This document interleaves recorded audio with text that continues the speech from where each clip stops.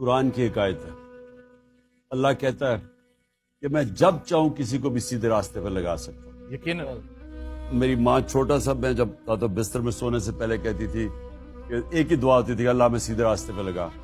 تو مجھے جو سیدھے راستہ بچپن میں اور بڑا بھی ہو رہا تھا ٹین ایجر بھی, ہم سیدھے راستے کو بڑا بورنگ راستہ سمجھتے تھے. جو دوسرا راستہ تھا جو سیدھا نہیں تھا وہ بڑا اٹریکٹیو لگتا تھا, یعنی جو گلیمر کی ورلڈ تھی.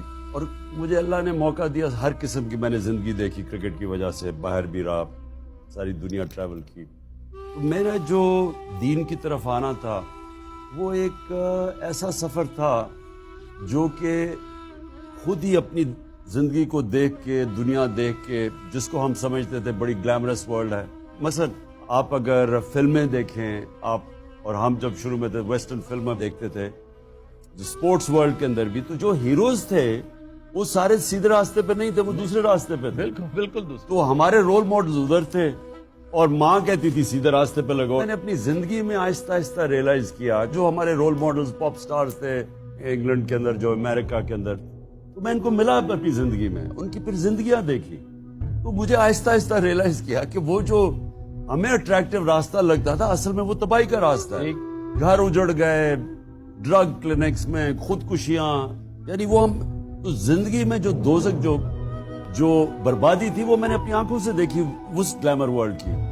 اور پھر آہستہ آہستہ سمجھ آئی کہ اصل میں سیدھا راستہ تو وہ ہوتا ہے جو کہ اندر سے انسان کو سکون دیتا ہے, خوشی دیتا ہے, بھلے سے مشکل کیوں نہ ہو. مشکل دیکھیں جی, اصل میں سیدھا راستہ نبی صلی اللہ علیہ وسلم کا راستہ, وہ ہے سیدھا راستہ. اب تو اس کی راستہ دیکھنے کے لیے ان کی آپ زندگی پڑھیں یا ان کی زندگی کیا تھی. تو ان کی زندگی تو بڑی مشکل زندگی تھی, آسان زندگی تو نہیں تھی.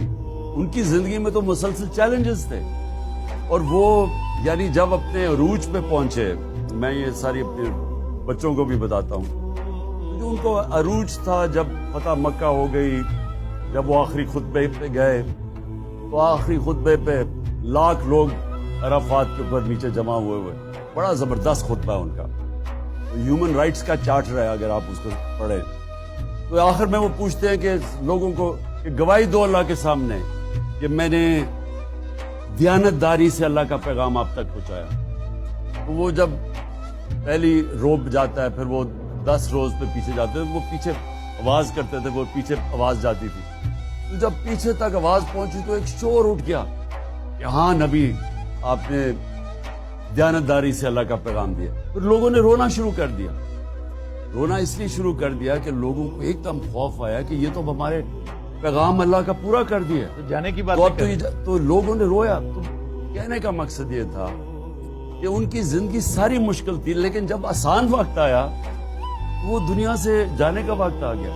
جب ہم آسان زندگی ڈھونڈتے ہیں اس میں عظمت نہیں ہے, عظمت اس زندگی میں ہے جو جد و جہد کا نام ہے, جو ان کی زندگی.